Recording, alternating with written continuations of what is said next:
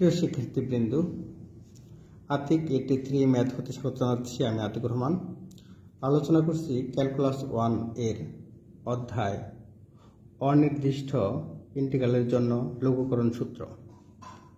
প্রশ্ন: integration cos nx dx এর লঘুকরণ সূত্র নির্ণয় করো। তাহলে cos nx dx এর লঘুকরণ সূত্রটা আমাদের করতে হবে।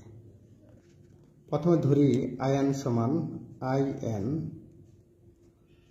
সমান ইন্টিগ্রেশন cos nx dx।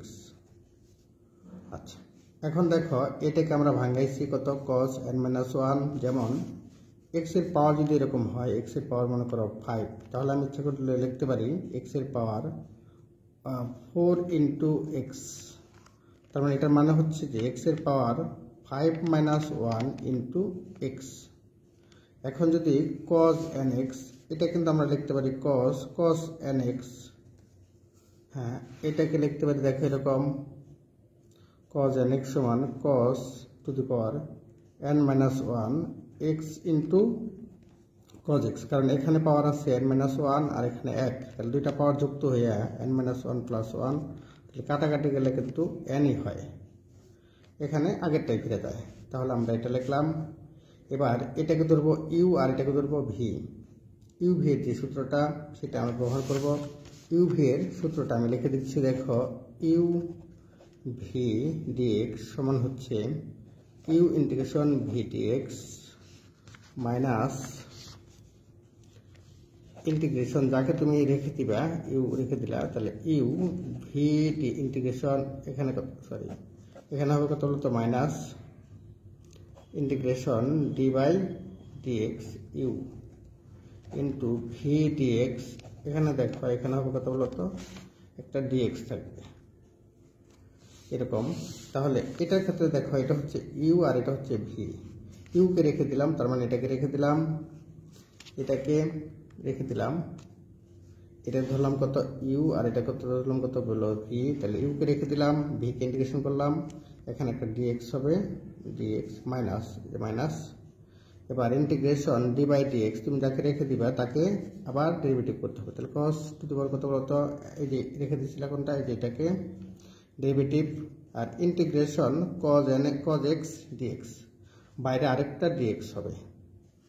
তাহলে দেখো cos x কে ডেরিভেটিভ ইন্টিগ্রেশন করলে আমাদের এই সূত্রটা জানতে হবে যে cos x ইন্টিগ্রেশন করলে কত হয় বলতো, sin x।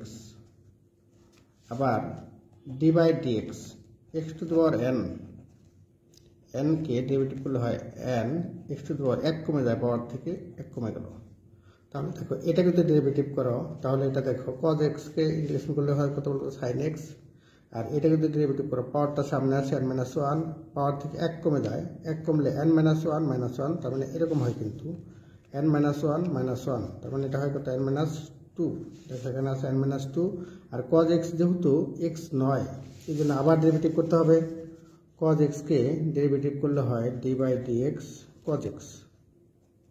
cos x কে ডেরিভেটিভ করলে হয় minus sin x, minus sin x। তাহলে এটা কত হয় বলতো, মাইনাস sin x, আর cos x কে ইন্টিগ্রেশন করলে হয় sin x। আশা করি এই পর্যন্ত বলছি। আবার বলি, cos x কে ইন্টিগ্রেশন করলে হয় sin x, আর cos to the power n-1, তার মানে পাওয়ারটা সামনে আসে, 1 কমে যায়, তাহলে কত হবে n-2। আর cos x কে যেহেতু এটা x ধরছি, তাহলে cos x কে ডেরিভেটিভ করলে হয় বলতো মাইনাস sin x, আর cos x কে ইন্টিগ্রেশন করলে হয় sin x।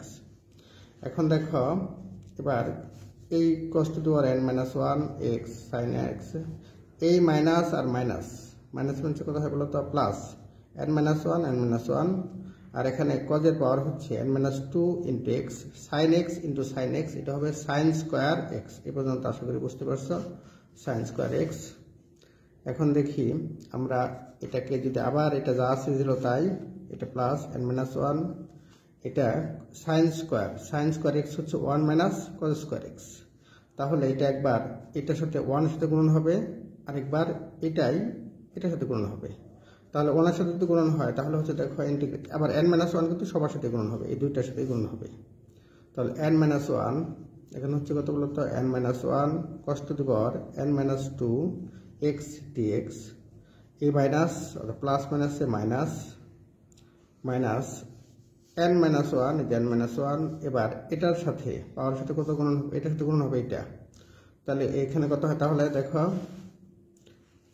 এখানে আছে cos, কত হচ্ছে পাওয়ার কত বলতো n minus 2x into cos square x। তার মানে এটা হয় cos to the power n minus 2 plus 2, n minus 2 plus 2x।